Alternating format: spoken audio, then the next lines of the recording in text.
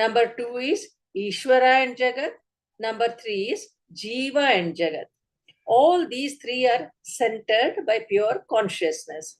This means that pure consciousness becomes Jiva, Jagat, and Ishvara. Brahma with Maya Shakti is manifested as Jiva, Jagat, and Ishvara. Brahman is the ultimate causeless cause, and all the others are the effect. Effect is seemingly different from cause, though essentially they are not different. This Jagat rises in Satchidananda and is sustained and ultimately dissolves into this absolute reality. This is the relationship between Ishvara and Jagat. All that we see in creation is Satchidananda. So creation is appeared reality. There is essentially no Bheda between Jiva and Ishvara. There is only Upadhi Bheda. Lastly, between Jiva and Jagat, the relationship is one of karma and karma phala. In Tattvabodha, it says, Evam Pinda Brahmanda Yor Aikyam Sambhutam.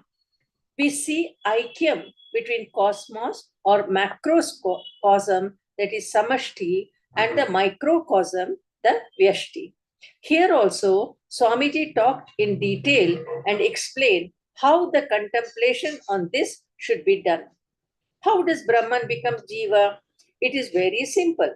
Brahman gets reflected in the minds, that is the Chidabhasa. This reflected consciousness, which gets identified with all the gross bodies and says, I am Jiva. It holds prana. If there is no prana, then there is no identification and no Jiva. Swamiji talked about Chidabhasa in detail. This is the Pratibimba Vada. Next, there is the Avacheda Vada. This is delimiting Vada. Just as the space is delimited by Upadhi, so also consciousness is delimited by Jiva Upadhi, that is the mind and the body. Delimiting adjunct in the case of Jiva is avidya, that is ignorance. When the mind is dropped, the limitation goes. Swamiji then elaborated on how we can participate in maintaining peace in the entire world once we understand these. The third theory is the Abhasavada, meaning that it is only an appearance, a superimposition. Jiva is not really there. Jiva exists only as though. It is like the reflection of the sun in the water. The reflection theory says that there is existence of Jiva as reflection identified with the reflected object. Coming to the text, it says, Sa eva Jiva prakritya swasmat ishwaram bhinnatvena janati. That which is Jiva by nature knows that Ishvara is different from himself. There is Dvaitam. I am the Bhakta of Ishvara. By nature means because of avidya, prakritya is a significant usage here, and it means avidya. Why does Jiva do all this? It is because of avidya. Understand that three things are there. Jiva by nature is Satchidananda, then there is avidya, and also Satchidananda conditioned by avidya. This is called the Jiva. Conditioning is the adjunct, which is not permanent. Coming to Ishvara, it is defined as Mayopadhi San Ishvara Ityuchyate. Brahman with Maya Upadhi is called Ishvara. Pure consciousness plus Maya is Ishvara. Pure consciousness plus avidya is Jiva. If we remove Maya and avidya mentally, what is left is only pure consciousness. Now we can see that there is aikyam between Jiva and Jiva, which is the Sarvatma Bhava. If we remove the avidya from the Jiva, there is only pure consciousness. This is the Ekattva Bhavam, meaning that there are not many Jivas, only many Upadhis, and consciousness is one. Let us now listen to Swamiji. Hari Om.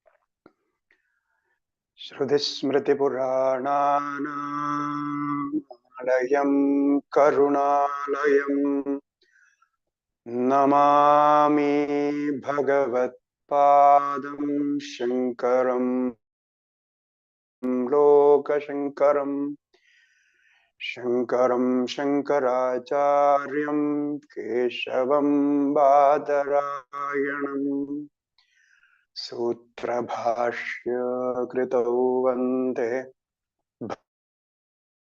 Bhagavando punah punah Ishvaro gururatmeti murti bheta vibhagine Vyoma vadvyapta dehaya Dakshinamurtaye namaha Shri Dakshinamurtaye namaha Om Vasudevendra Yogendram Natva Jnanapradam Gurum Mumukshunam Hidarthaya Tattvabodha Bhidhiyate Om Shanti Shanti Shanti Shri Gurubhyo Namaha Harihi Om.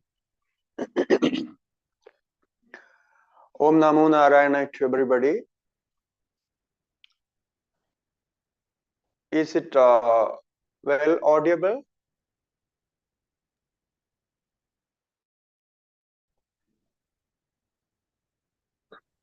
Harihi Om.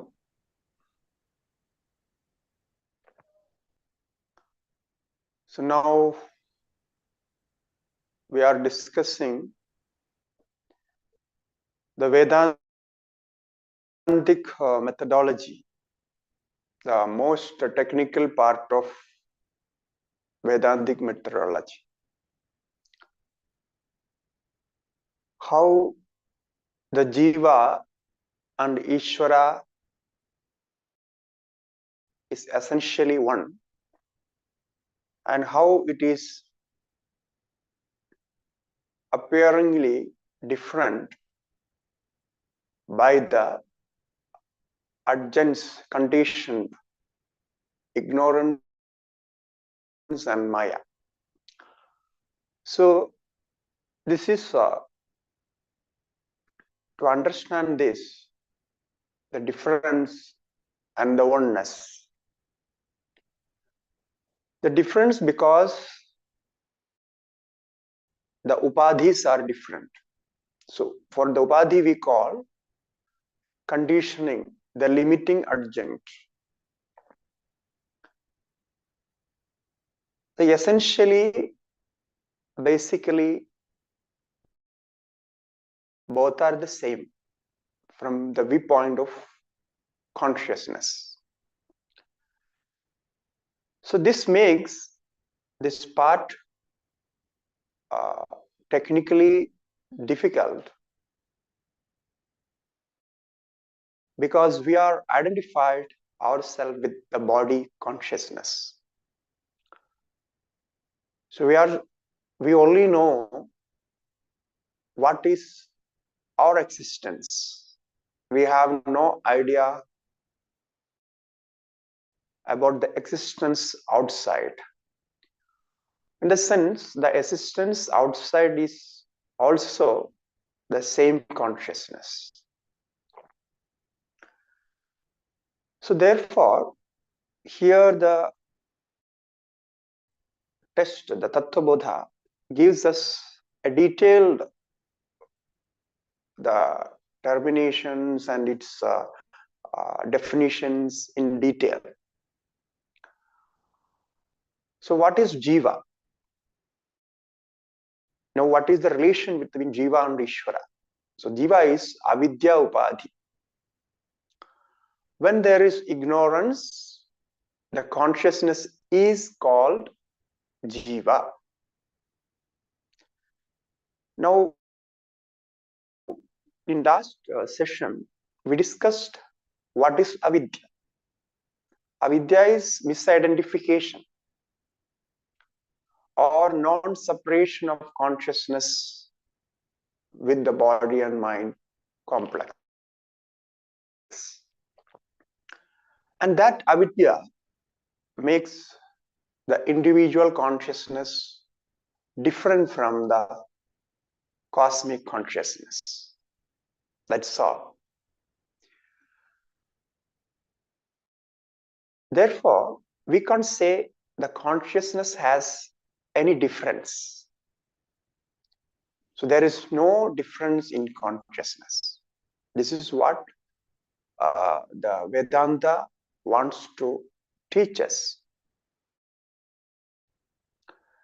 Now, Maya upadhi san Ishvaraha ityuchyate. So when the same consciousness is endowed with Maya or with the creative power, the same consciousness is called Ishvara, or the all-pervasive God. So we call it Paramatma. So Jivatma and Paramatma. So these words are used in Vedanta. So Jivatma is because of ignorance, avidya, and Paramatma because of Maya. Now the difference between Maya and avidya is Maya is with Jiva. There is no Maya is with Ishvara. There is no Maya in Jiva. And Jiva has avidya, but there is no avidya in Ishvara. This is the difference. So, Jiva consider all his upadhis, his whatever connected to his mind and body. It consider everything as one. It identifies with all those. So there is no separation, there is no awareness that I am different from this. When this comes, this awareness comes, Jiva become Ishvara, because one with the consciousness. So Maya upadhi san Ishvaraha ityuchyate. So up to this we had a discussion in last session. Now, evam upadhi bhedat Jiveshwar भेद दृष्टि यावत् पर्यन्तं तिष्ठति तावत् पर्यन्तं जन्म मरणादि रूप संसारो न निवर्तते. Then the next statement says, evam upadhi bhedat, though this Jiva and Ishvara are different only due to difference in upadhis, only due to difference in the upadhis, the limiting agents as Maya and Avidya. So, evam upadhi bheda, jiveshwara bheda drishtihi. So this is the cause of perception of difference between individual, means jiva, and the Ishvara, the Paramatma. This is the only reason that we can say. Now, this difference of appearance, or this difference in the minds of jiva, there is no difference in Ishvara, but we jivas feel the difference. That will stay until this is identified. So until then, the birth and death, the cycle of birth and death, the transmigration of all the samsara. So that samsara, we say, the birth death cycle, it comes one after another. So until it cannot be removed, there is no end. So once we know that Ishvara and Jiva is essentially one, there is no such difference. And in between, all that, in the Jivas and other, each Jiva also not different from other Jivas. So there is no difference in consciousness as we see the ultimate cause.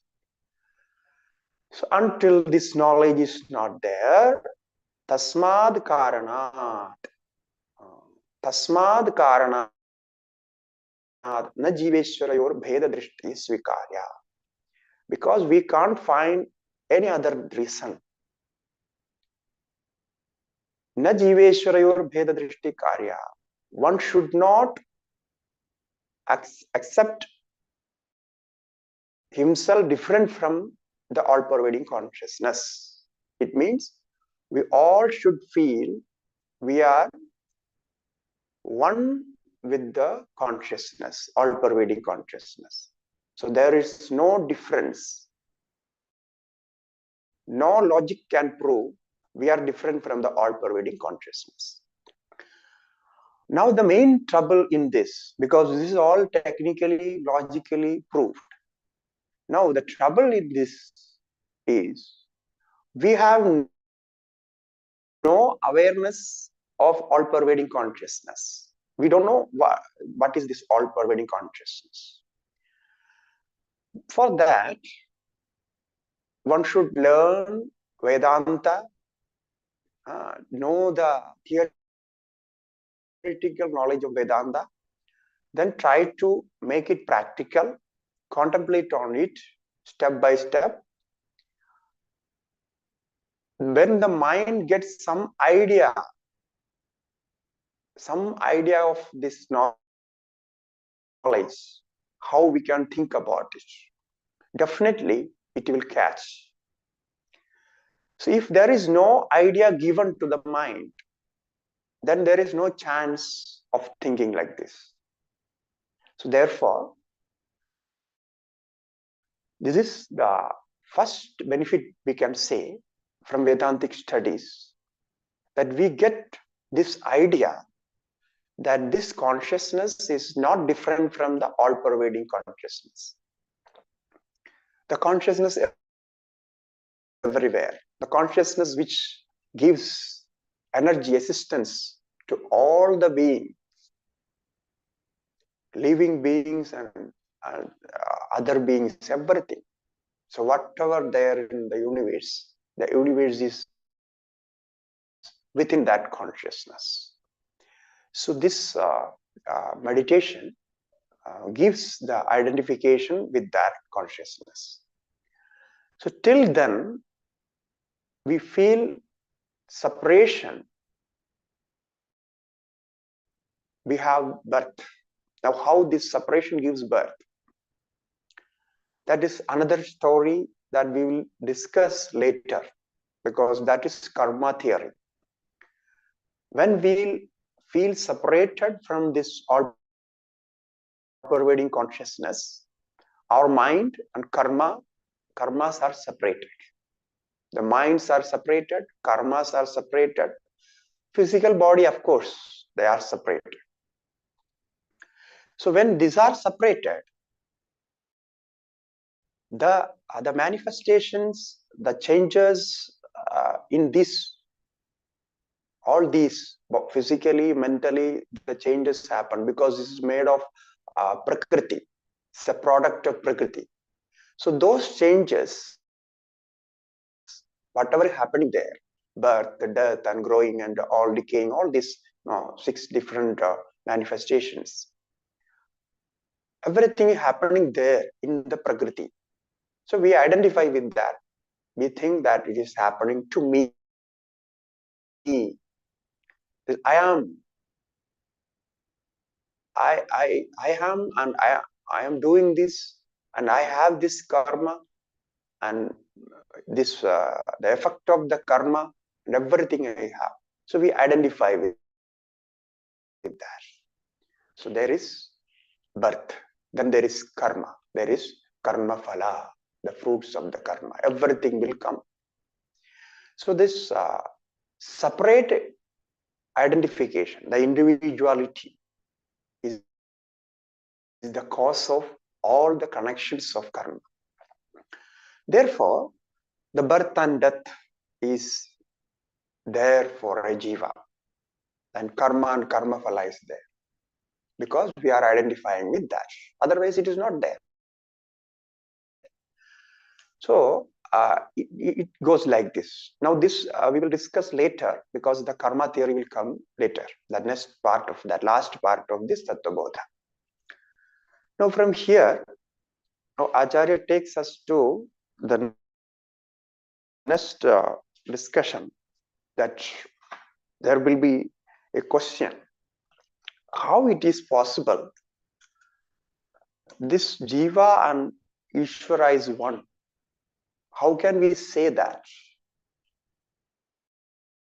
Because this individual Lord and individual has a lot of problems. Its knowledge is limited. Its consciousness is limited. It has sometimes pain, sometimes suffering, sometimes happiness, and all these manifestations are happening in this individual jiva. And the Ishvara, on the contrary, Ishvara is infinite, omniscient, sarvajna, and Ishvara has all the powers, omnipotent, omniscient. Now we see the huge difference, and opposite, both are opposite. How can we can say that is one? So the statement, that the famous statement in Vedanta, Tattvamasi, that thou art, you are that, is not the correct statement. It is not understandable. So the Vedantic statement, what we say, the Mahavakyas, the great statements of Vedanta. Why it is great? Because these are the statements, Tattvamasi, Aham Brahmatma, Ayamatma Brahma, Prajnanam Brahma. These are the statements we call Mahavakyas. These statements shows the identification, the oneness of Ishvara and Jiva. The most important statement of the Vedanta. If we get this idea, if we can conceive this in our mind, then we are liberated. As I said, the identification with the body will be, we can remove that. We will forget that I am this body. we will identify ourselves with the all-pervading consciousness. That is mukti, that is liberation. So therefore, these Mahavakyas are called Mahavakya. There are so many other similar statements which leads to this idea. But these statements, the Mahavakyas, are direct. So it has the depth of that knowledge. Therefore, it is called Mahavakyas. Now, how it possible when we listen to it? Tattvamasi aham brahmasmi. I am that Brahman. How can I be the Brahman? Because I am suffering here. I have so many problems. I want to solve all those problems.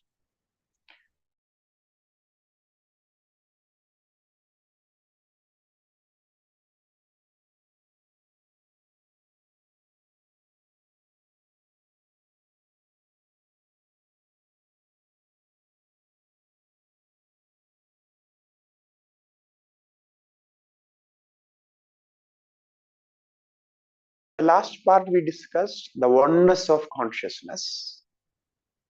So how can we say that?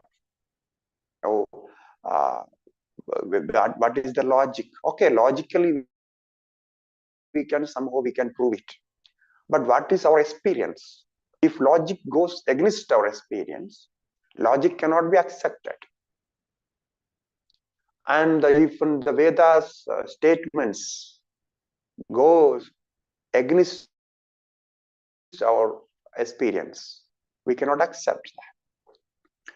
Okay, regarding with other things, we can accept, but it's connected to our own existence. Is what is the existence of our own life. So the life is experienced. So there, how can we say consciousness is one and the same? Because we feel different. We feel so many differences. So therefore the question is asked, Nanu sahankarasya kinjitnyasya jivasya nirahankarasya sarvajnasya ishwarasya tattvamasidhi maha.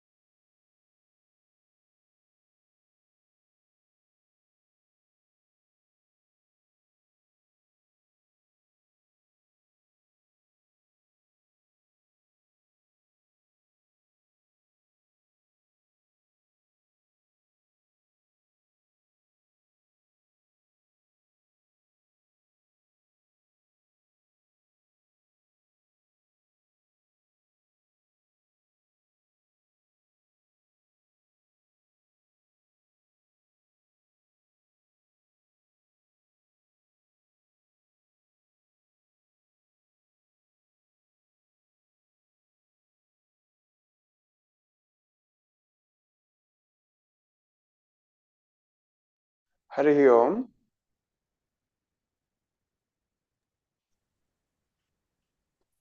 It's okay? Yes, Swamiji, now it's okay. The video is okay. Okay. Yes. So therefore, the question is asked, Nanu sahankarasya kinjitnyasya. This is the question everybody asks. We all have this question, how it is possible. So sahankara, one who with ego, one who has ego. That is sahankara. Kinjitnyaha, with limited knowledge. Kinjitnyaha, limited knowledge, very limited knowledge. Jivasya, this individual jiva. And the nirahankarasya, one without ego. Ishvara has no ego because Ishvara has no limitation. It is limitless. And sarvajnasya ishvarasya. Sarvajna, one who has all knowledge. It means omniscient. Tattvamasi mahavakyat. This mahavakya, Tattvamasi mahavakya.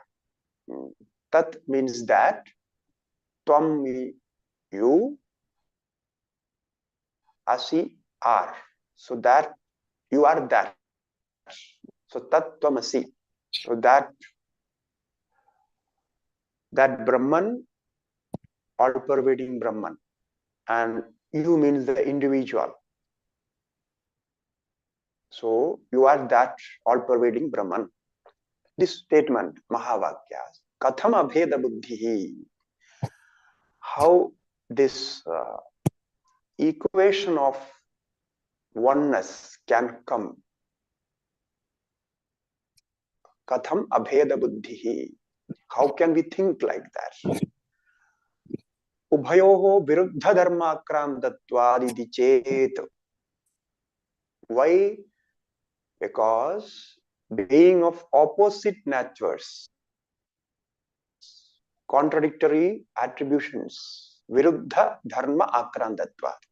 Viruddha, it means opposite natures or contradictory. Dharma akrandatva. So we've already discussed this point. So viruddha dharma akrandatva.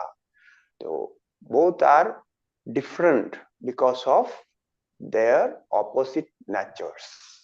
Now, how can we say it is one? It cannot be.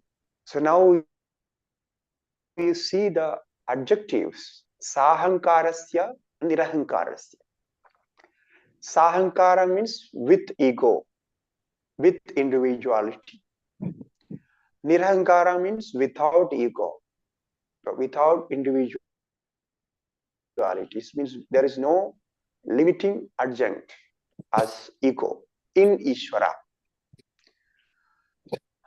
So one first adjective is that. The second one is Kinjitnya and Sarvajna. The Jiva is with limited knowledge and Ishvara with unlimited knowledge, Sarvajnasya. So it cannot be said. Whenever we say something, the correct statement should be understandable. It means the statement should come to us with the idea conveyed clearly. If we cannot understand what it is said, then there is no meaning. Like when the Tattvamasi is like that, that is what the he is asking. So what is that? How can we say that?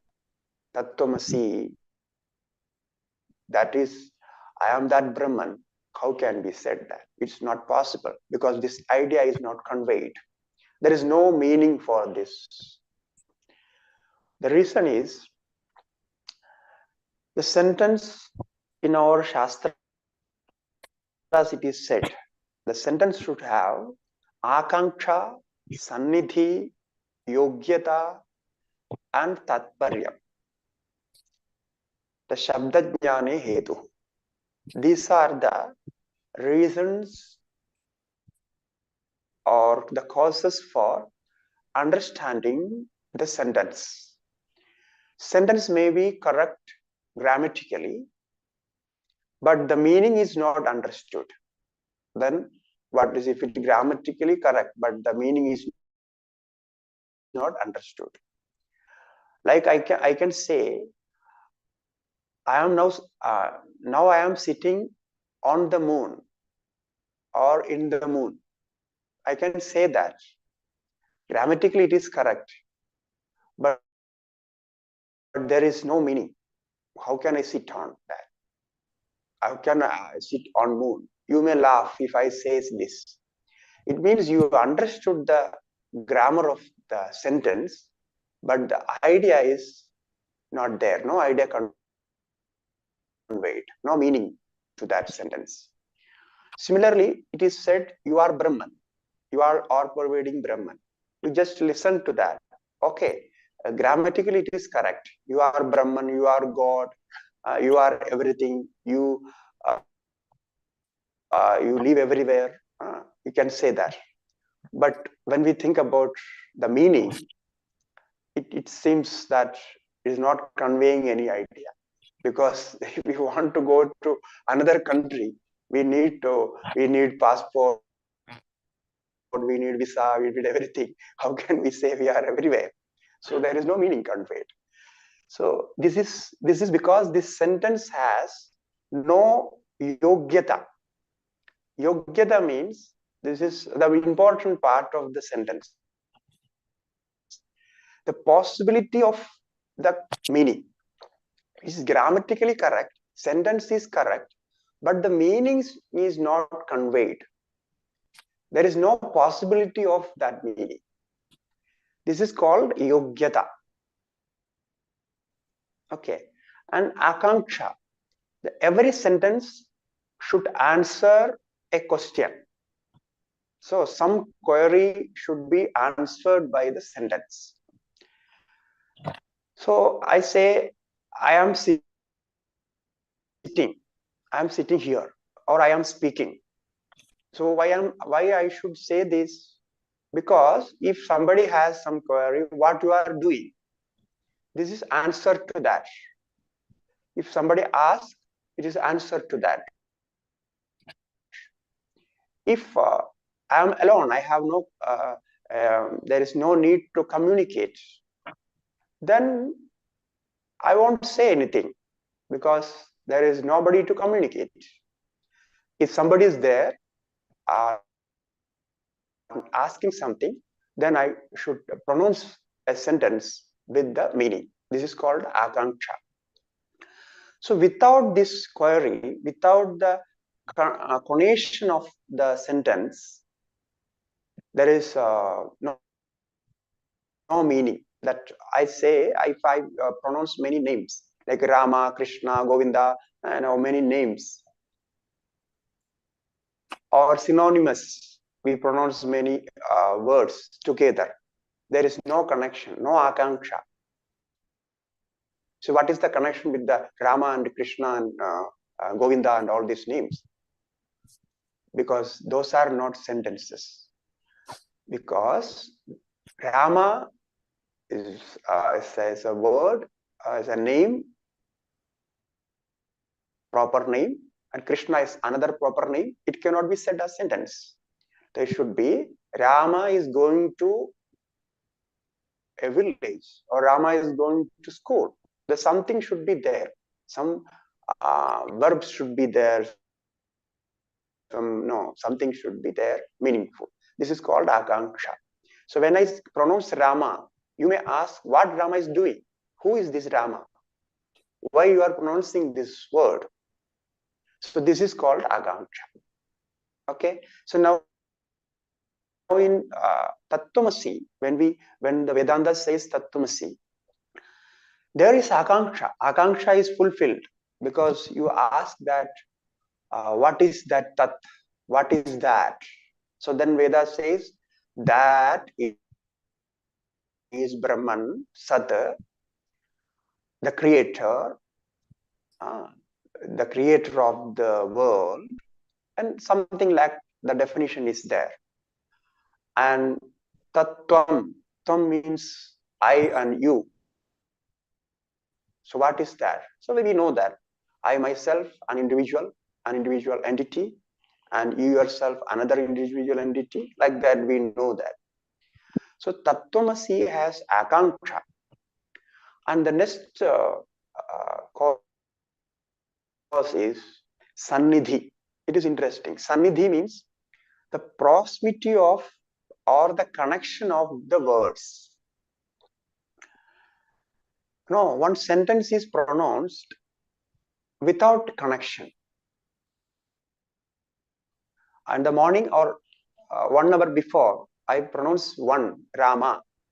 After 1 hour, I pronounce is going. After 1 hour, I pronounce to the village. Now, in 3 hours, I pronounce 3 words. So these words have no proximity or no connection. They should come in the limited time with the connection of the words within that particular time. Then only brain can receive it and convey some idea. Otherwise, it is not possible. Therefore, that is there. Now, Tattvamasi, we can say in Tattvamasi, the Sannidhi is there. The proximity of words are there. It's conveyed. Now, the third part is Yogyata. The Yogyata is not there. Now, if I say, I am sprinkling with fire, I am sprinkling my garden with fire. Is this sentence is correct? The sentence is correct. The grammar is correct. Everything is correct. But with fire, nobody can sprinkle. Only with water you can sprinkle. Therefore, this sprinkling and fire has no connection, no yogyata. The fire has no yogyata. No, fire cannot do that. There is no possibility of sprinkling in fire. So therefore, I sprinkle water, that is correct. But I sprinkle fire, it is not correct. So this is how the yogyata is concerned. Now here in Tattvamasi is the problem with this yogyata, the possibility of meaning, conceiving the meaning. We are unable to conceive the meaning. Therefore, after studying Vedanta for many, many years, we feel that we have not understood anything. There is always doubts. The reason is this yogyata is not there. We are trying to understand the sentences of Vedanta, but something is missing. Therefore, learning correctly, systematically is very much needed. Otherwise, we cannot understand anything. So therefore, this question is asked. This question is asked because the student is unable to grasp that the God and myself is one. It is impossible. That is what he thinks. Now the one fourth part is also there, Tatparya. To understand a sentence, one should know the implied meaning or the intention of the speaker. The intention of the speaker is also necessary to understand the correct meaning of the sentence. So that we know that intention, without intention, you cannot understand what it says. So sometimes, like children, they say something, and their implied meaning will be something else. So therefore, these four things: Akanksha, Sannidhi, Yogyata, and Tatparya. The Akanksha means the query, and Sannidhi means proximity or connection of words. Yogyata means possibility of meaning, and Tatparya means intention, the speaker's intention. So with this, the sentence, we can understand the sentence correctly. So in the Tattvamasi Vakya, there is no possibility of meaning. It cannot convey something. No, so the idea is not conveyed, and it is not understandable. This is what the question asked. Now, the answer is no. The question is correct, But what you think that Tattvamasi has no meaning, it is not correct. The na, it's said in Sanskrit, na. Na means no. Sthula Sushma Sharira Abhimani Tvam Padartha Vacyartha Upadhi Vinirmuktam Samadhi Dasha Sampannam Shuddham Chaitanyam Tvam Pada Lakshyartha. Now, another technical thing. Now, Vacyartha and Lakshyartha. So, every word has this Vacyartha and Lakshyartha. Now, what is this Vacyartha? Vacyartha means literal meaning. The direct meaning of a word is called Vacyartha, literal meaning. And Lakshyartha means implied meaning. So, in every word, we can find these two meanings: direct meaning, that is literal meaning, or what we know, the common understanding, what we know, that is the direct meaning, Vacyartha. And the second one is Lakshyartha. Now, when I say I am, so I am, everybody understand I am. When I say I am, so everybody understand it.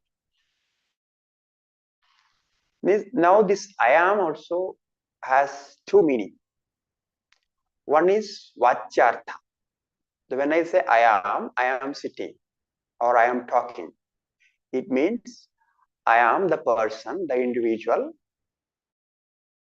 is here and talking to you. This is what it is. This is Vacyartha. So everybody understand. Normally everybody understands this. But now the interesting point is, now who is talking? If you ask me, I say I am talking. So who are you?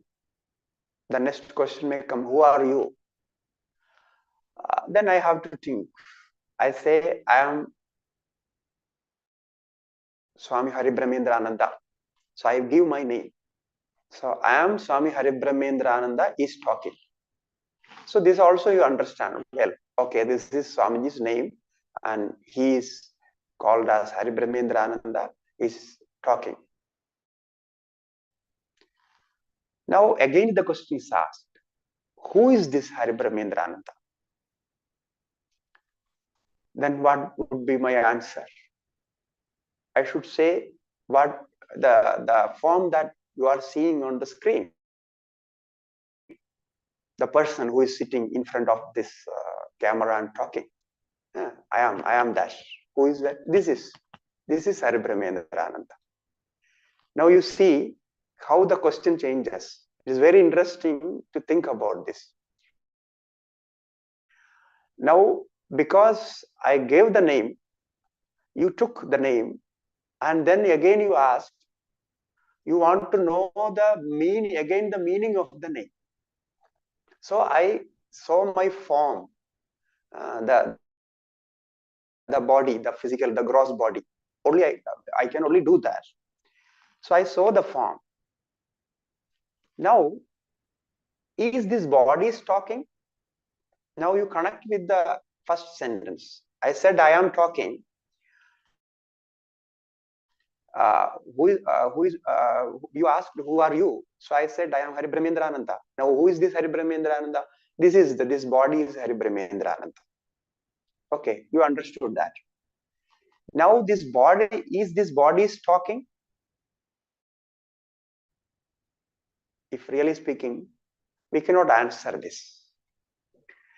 If this body is talking, body is there when I sleep, also body is there. Body is lying on the bed. If this body is talking, then also it can talk. But there is something else.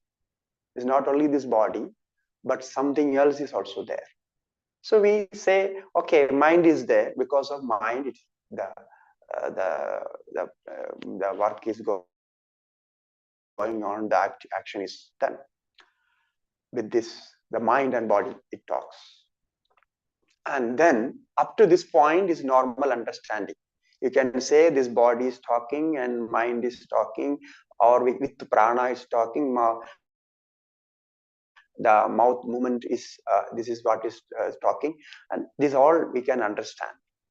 Now, if somebody asks, only this mind is talking or something else is also there?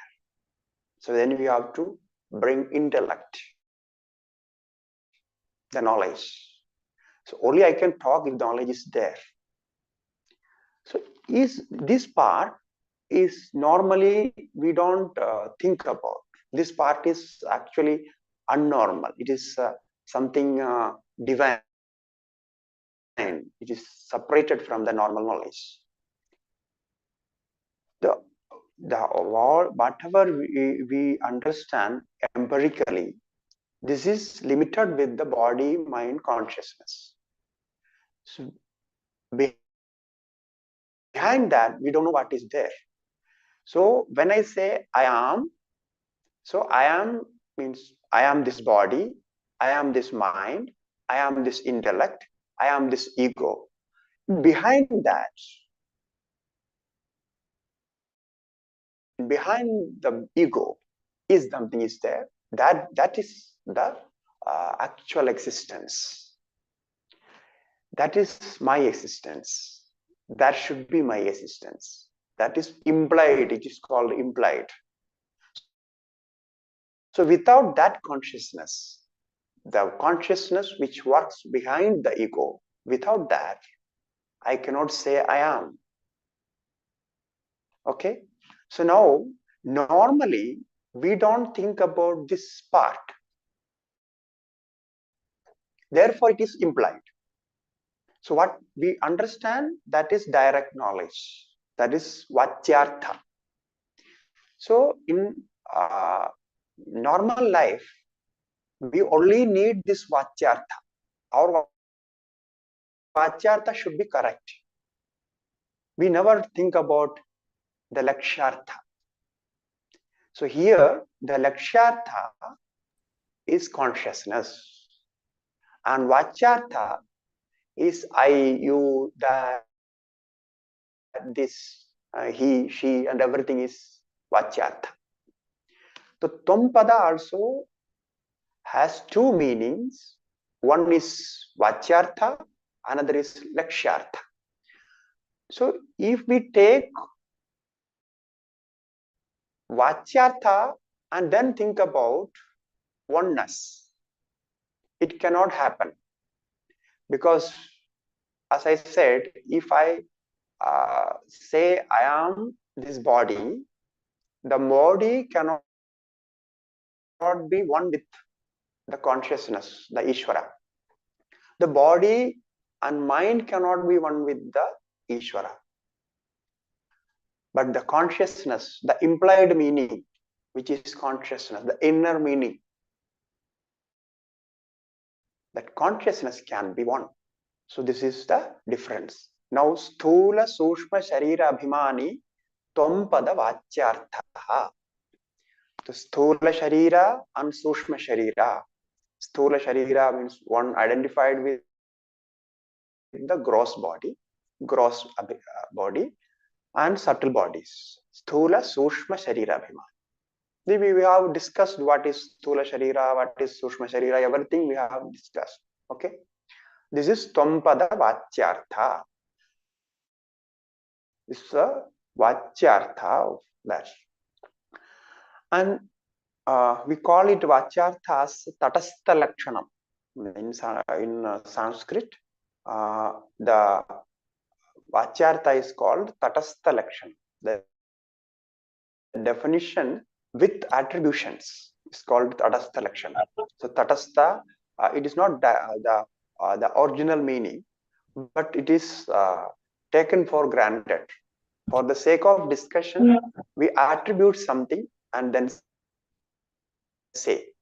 Now, for the sake of normal life, for the normal conversation, we take this I am I am speaking, I am eating, I am walking, I am sitting. This is all normal actions. So we need this for normal life. Therefore, it is called tatastha lakshanam. It is not the correct meaning. So the definitions with attributions, that is Tattvabodha Acharya. Then says upadhi vinurmuktam. Now you remove all the upadhis, all the limiting adjuncts, whatever we discussed before, the avidya, maya, and sthula sharira, sushma sharira, and all this. Imagine that. It is called meditation, contemplation on this. So contemplate on this without limiting adjunct. Upadhi vinurmuktam. Without upadhis. Samadhi desha sampannam. Now samadhi, we don't have the experience of samadhi. We can take the deep sleep, because if you don't have the experience of samadhi, deep sleep is the only way. So in samadhi dashayam, the state of deep meditation, or we can say deep sleep, where there is no body, mind, and ego and all this. Okay, in that stage, there is sampannam shuddham chaitanyam, pure consciousness. The consciousness without attributions is called pure consciousness. So there we don't say Ishvara, Jiva, and God, and he or she or that or this, nothing. There we only say Satchidananda. The Satchidananda is pure, without attributions. So Shuddham Chaitanyam, Tvam-pada Lakshyarthaha. This is the Shuddham Chaitanya, the pure consciousness, is implied meaning of Tvam, implied meaning of the word Tvam. Tvam means thou, you. So you are that pure consciousness. Now, if there is no condition, no limiting adjunct, then the pure consciousness is one and the same. This is the two level of understanding. The first level is called Tvam-pada Vachyartha, the empirical level. And the second level is called Lakshyartha, that is the experience of emancipation, liberation. The empirical experience is Tvam-pada Vachyartha, and the experience of the pure consciousness is transcendental level, that is Tvam-pada Lakshyartha, the without attributions. Now, you may ask how we can say there are two experiences, two level of experiences. We have only one experience, that is the identification with this body, the empirical experience. Now, this supernatural experience, how can we say there is a supernatural experience where there is only consciousness? So this we have to experience by meditation and contemplation and understanding this Vedantic theory. This is the only way. Therefore, we need to understand. For empirical experience, we study all other subjects, the science and all other subjects, social science and everything. You know, this is all connected to empirical experience. But this experience, the oneness experience, is beyond all this. Why? Because this is beyond intellectual level. Intellect cannot grasp it. So therefore, tattvam lakshyartha. Now similarly, evam sarvajñatvadi vishishta ishvaraha tatpada vachyartha. Now compare with Ishvara, the same thing. So Ishvara also vachyartha, tatpada, the word tad, that in Tattvamasi. Now Tattvamasi has three words, tad, tvam, asi. Tad means that, tvam means you, and asi means are. So tad also has two meanings. Tadpada vachyartha. Vachyartha literally meaning is what? Sarvajñatvadi vishishtaha Ishvaraha. The literal meaning is Ishvara. Ishvara who has the knowledge of everything, omniscience, and Sarvajñatva Vishishtaha, very special, is super special. He has all the qualities. So that Ishvara, whom we pray, who is our the form of meditation, Ishvara, Vishishta Ishvaraha, Tatpada Vachyarthaha. Now that also Upadhi Shunyam Shuddha Chaitanyam Tatpada Lakshyarthaha. In that there is a Lakshyartha, implied meaning, that is same.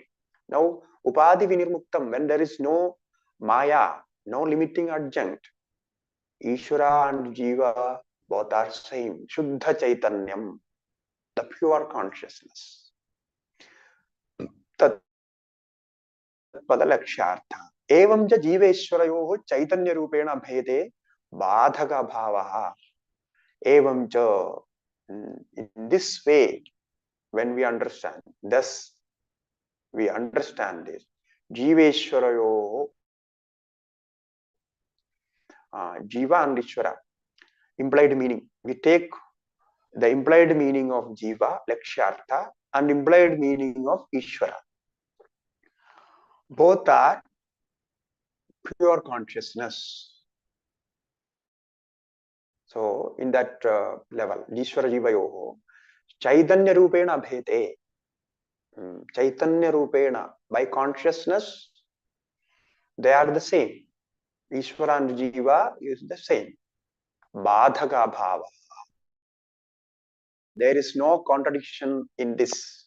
If you take implied meaning, the essential nature of Jiva and essential nature of Ishvara, not only Jiva and Ishvara, the essential nature of the world, the creation.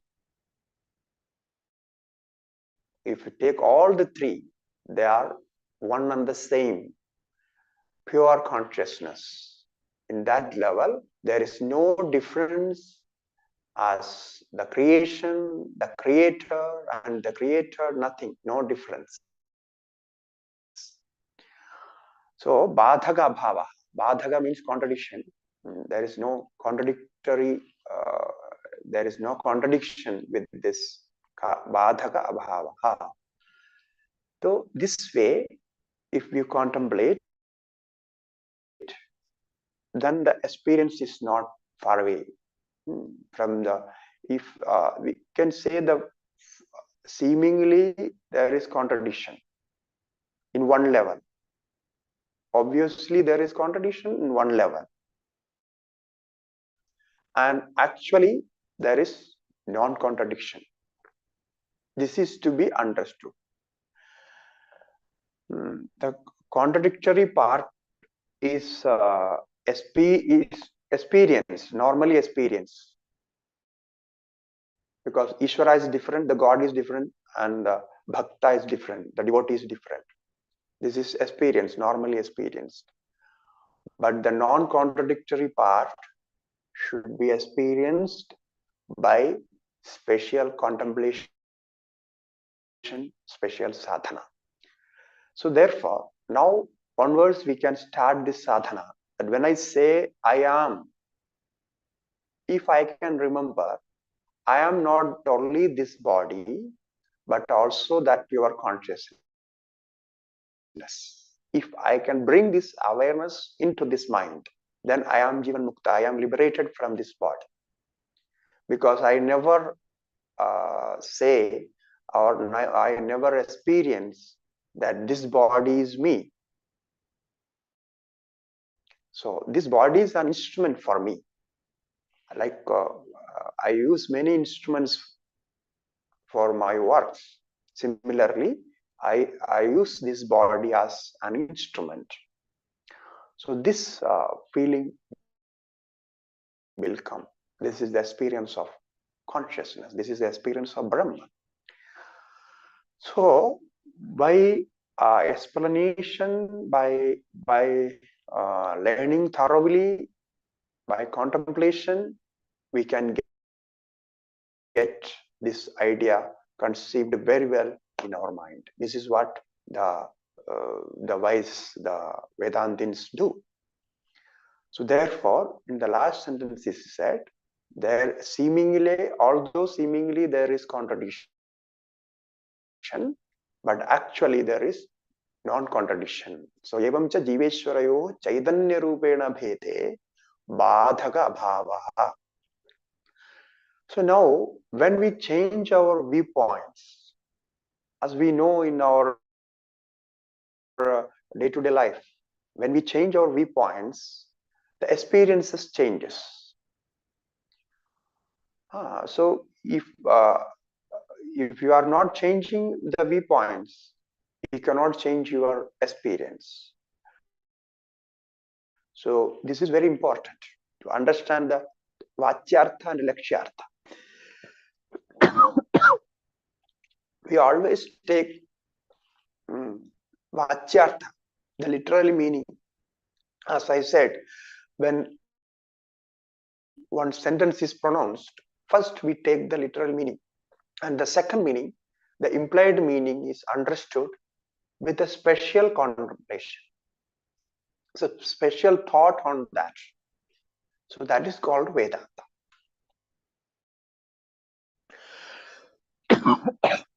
It seems to be abnormal, or abnormal in the sense it is not a normal process.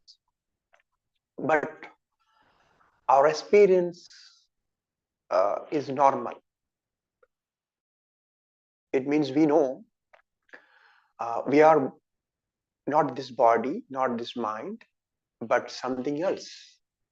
Because when there is no body and mind, also we have our own experience, our own existence.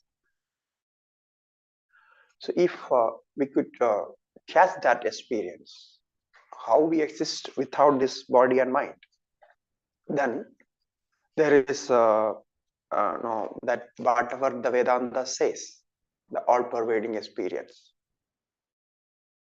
that we can learn.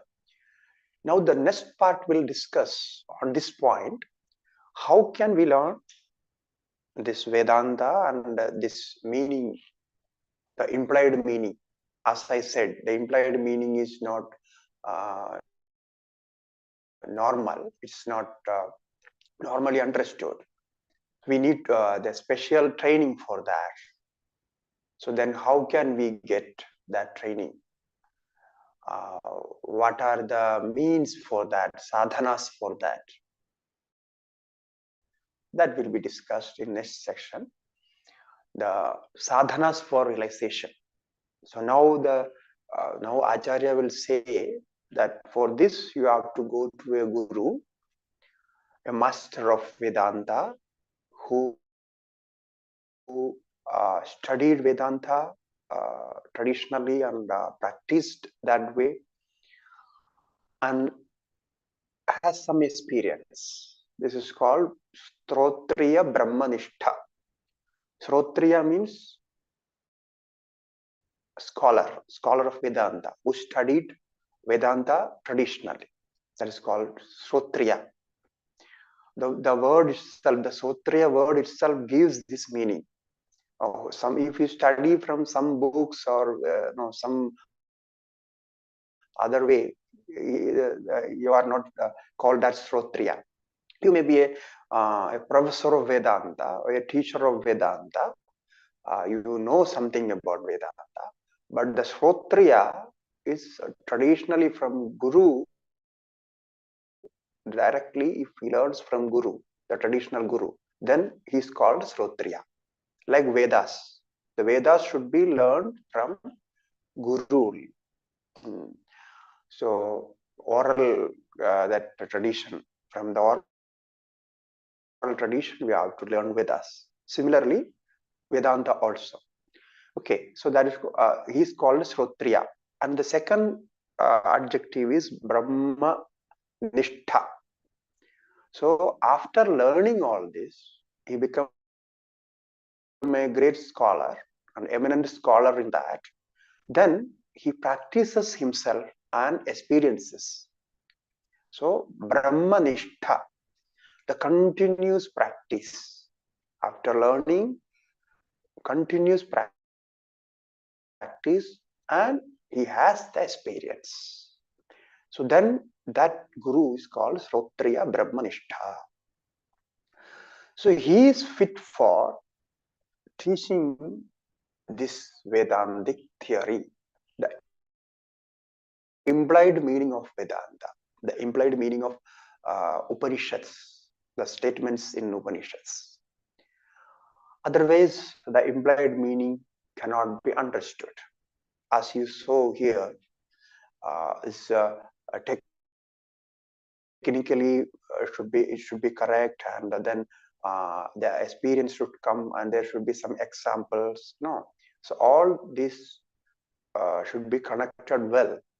Then only the implied meaning can be conveyed. So therefore, now Acharya will take up that point in next session. I think we can take that point in next our sitting. Okay. Now I can ask questions. Harihi Om.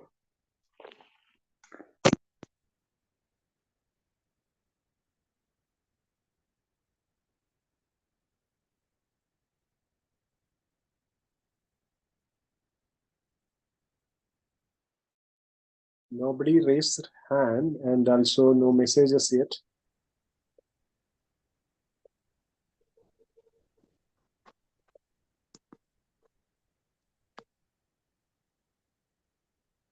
Yeah. One question from Hemaji, Dr. Hemaji.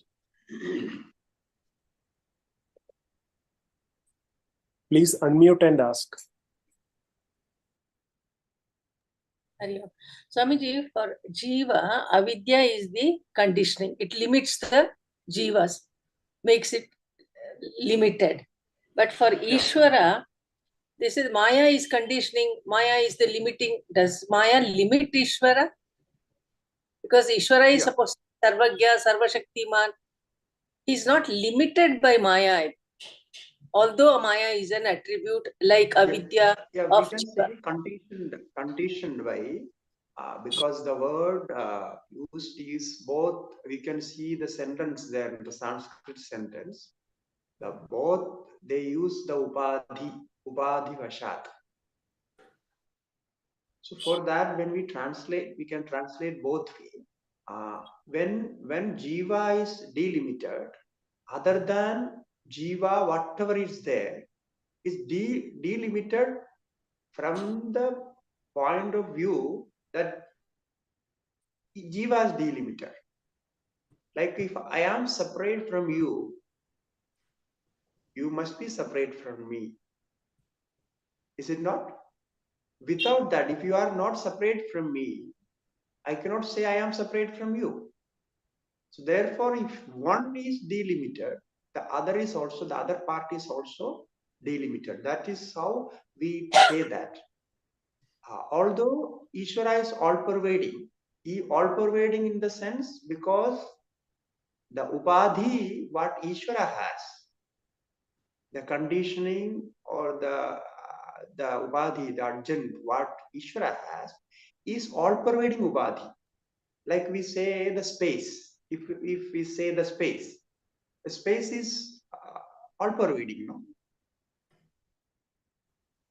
And the air is all-pervading. It's like that. The Upadhi itself is all-pervading. Therefore, Ishvara is all-pervading. But conditioning is from both sides. The only the Jiva is conditioned and Ishvara is not conditioned. We cannot say that.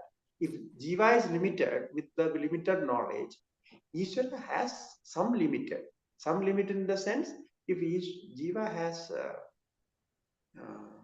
mind as its conditioning factor, and Ishvara has Maya as its conditioning factor, or if Jiva has Avidya as conditioning factor, Ishvara has the Maya. Is the what you say, the conditioning factor we have to accept. So, similarly, each Jiva has different condition. That is how the conditioning comes. And we have to remember always, this conditioning is not real.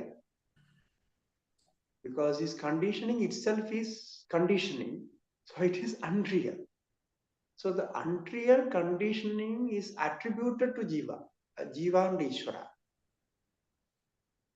The essential nature of Jiva and Ishvara is the same, and this attribution can be different, or in many we can attribute many different things there. There is no limit for attributions. So there are so many different attributions. Each Jiva is attributed with different attributions. Each Jiva has different body, different mind, different karmas. So these are all attributed there. Therefore, when we say in this level, we can say for the sake of discussion, for the sake of understanding, when we take the methodology of Vedanta, we say Ishvara is different from Jiva with this attribution. If we change the attribution, then there is no difference.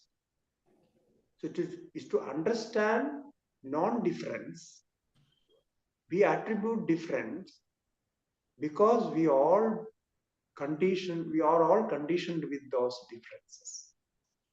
We cannot just take away that differences with just by the discussion or like this.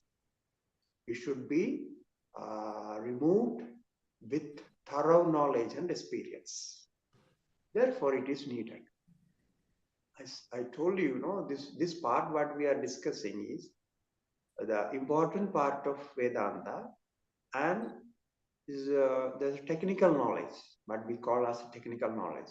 Now, from the next session, again we will come back to practical. Now, how to understand this? If he goes to a guru and ask him, to teach him this Vedantic theory and all those. So this is a practical way of that. But this conditioning theory is accepted for the sake of knowledge. Now in Vedanta is everything is accepted theory. There is no theory because only one consciousness is there. The Satchidananda is only reality. So whatever we talk is already accepted for the sake of knowledge. That's all. So therefore, we accept Ishvara as separate. Now, after the knowledge, once the Jiva is realized, he is enlightened with this knowledge, then there is no Ishvara, no Maya, no Avidya, no creation. You see, so now if after that there is no Ishvara, there is no separate existence as Ishvara. So he, in all our Vedantic theory, he says that. Even in Gita, Bhagavan everywhere he is talking about that one.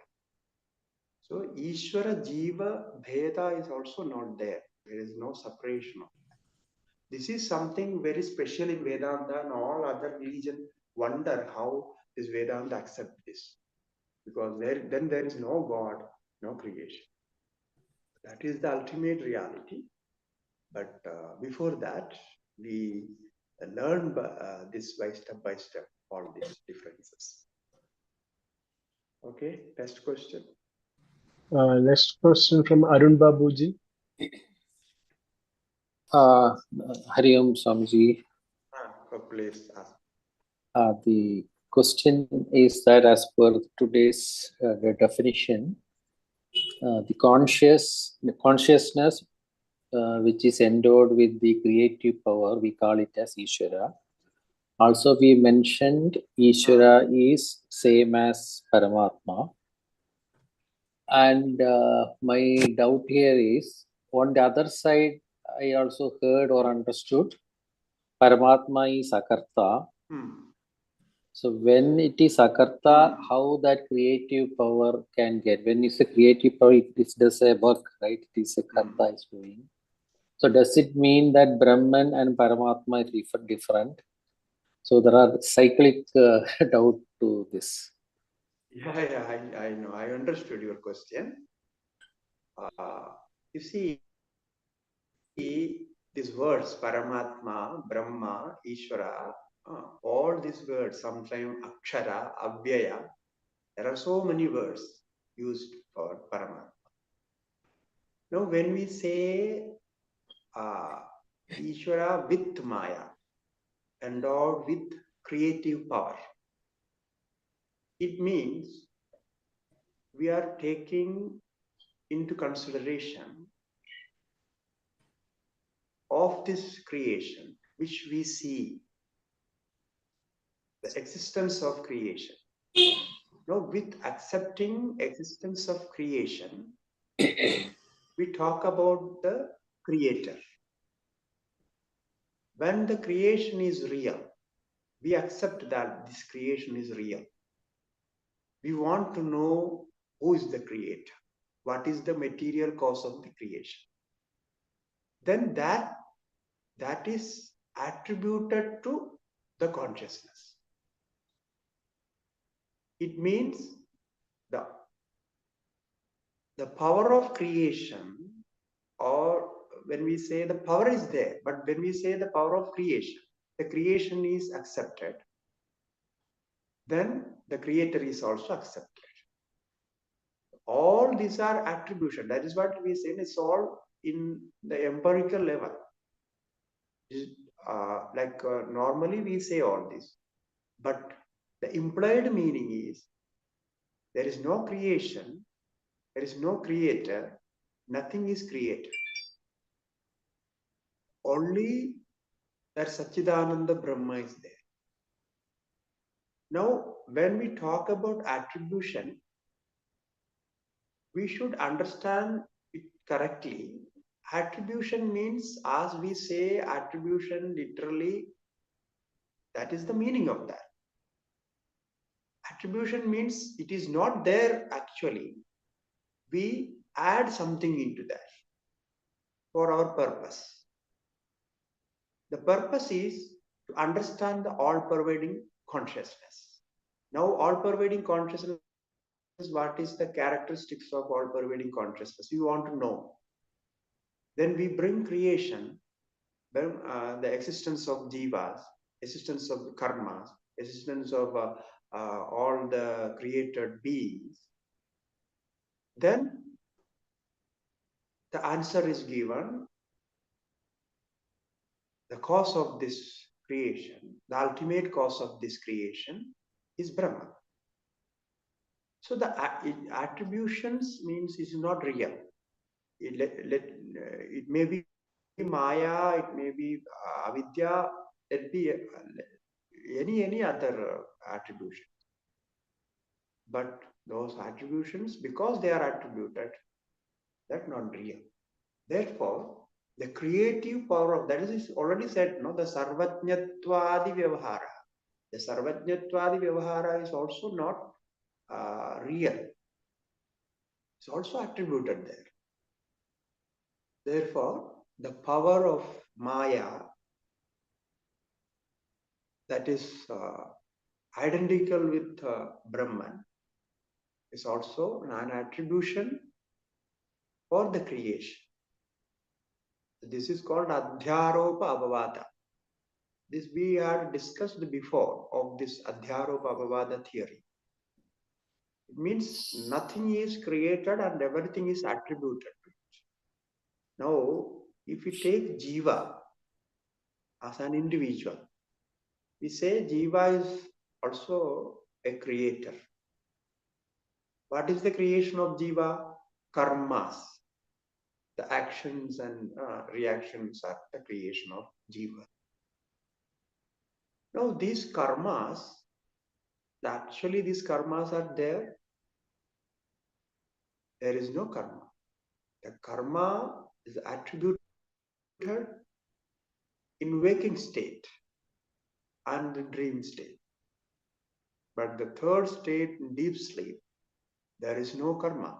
Therefore, we should say these karmas and mind and everything is attributed. If it is real, then it should be there. It must be there in deep sleep, because deep sleep is the jiva is the individual is sleeping. Therefore, the attributions, it means this temporary. It will do some purpose. It will fulfill some purpose, but it is actually is not there. This is called attribution. So upadhi means, upadhi conveys all these meanings.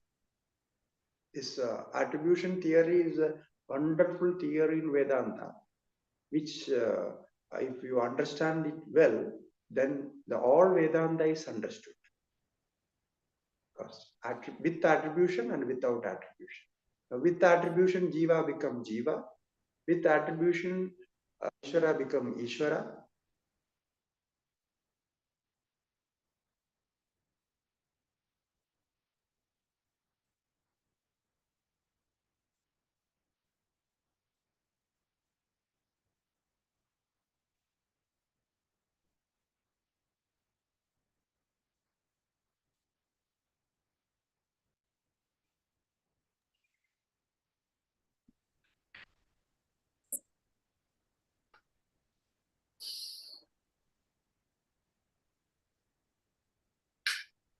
Hari Om. Hari Om Swamiji. There was a break in between. Net problem. Yes. Another question? No, there are no more questions. There are no more questions. Yeah. Okay. So I hope you all understand what we are discussing, because last two classes were too technical in this contest, and the meaning, that implied meaning and the inner meaning and all this, when we try to understand, we need some special contemplation.